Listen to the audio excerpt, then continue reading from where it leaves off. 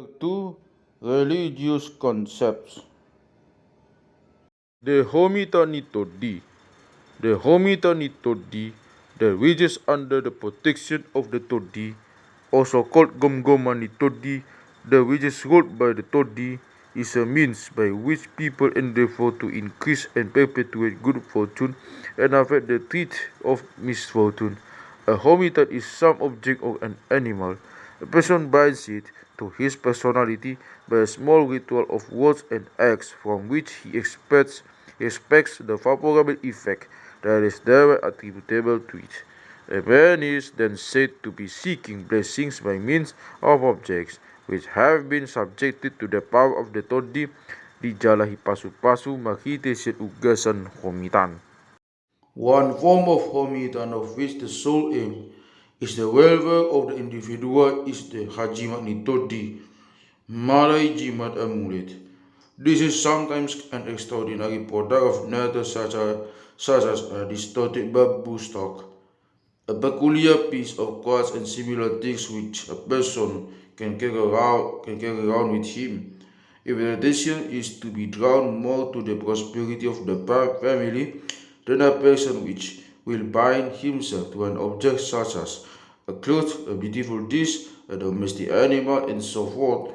For by this means the fortune of the heart, the cooking pot, and the house are thought to be preserved.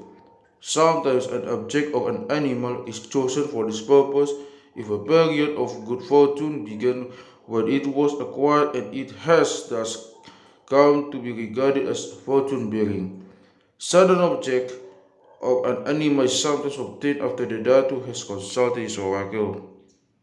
However, it is the ulos nitodi given to a woman during her pregnancy by her parents. That is the talisman especially considered as the one which will maintain the fortune of the family and avert calamities. It is then not a cloth that seeketh appropriate solidity for only use, but one which will also serve the members of the family who find themselves in distressing situations. It derives this quality from the fact that the parents from whom a special strengthening influence can be expected and one the benedictory powers to it. The larger genealogical communities have their own Homitan in the Rumah Persatian with its raga-raga, in the Tunggal Panaluan magic staff, and in former times in the Pangulu Balang, the remains of a youth who was ceremonially killed by having boiled lead poured into his mouth. These remains were kept in the pot. His beak was thought to be a willing tool in the hands of its owners for doing harm to their enemies. There is also the Hoda Miahan or Hoda de Bata, the consecrated horse of the gods. As a rule, it is brought by a lineage of about the size of a Sapanganan Lobu after he has experienced many reverses of fortune, and after that he had recommended to his oracle that such a horse should be kept. A contribution towards the cost is required from every member of the lineage, the amount being the same for everyone.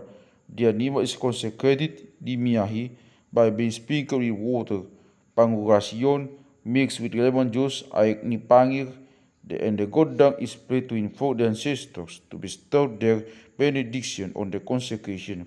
Neighboring lineages of the marga are invited to the ceremony so that they will be acquainted with the special destiny of the horse. It is let loose to wander in the fields as it will and can do what it likes without being driven out.